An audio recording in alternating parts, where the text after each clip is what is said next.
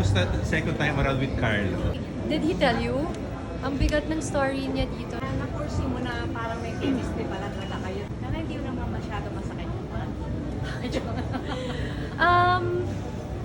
Secret na lang. Pero si Kaloy dito yung ano eh. Ang magpapaiyak sa ating lahat, feeling ko. Hindi nila masyadong pinakita yung magiging effect sa kanya. Si Kaloy. Recently na married na siya. Sabi mo nag-catch up kayo.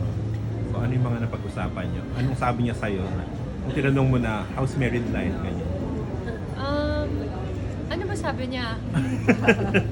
Anong share niya? Kinumusta ko lang kung masaya siya. Mukha namang sobrang saya ni Kaloy. Yan lang naman. Hindi pa kami umabot sa advice. Today lang kami talaga nagkita. But it's so nice to see him so secured and happy and content. He really shows it, Sora. Masaya ako para sa kanya.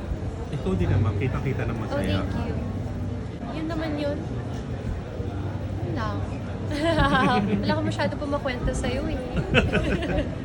Pero kita naman na sobrang happy mo. Nag-radiate yung ano, no? Thank you. At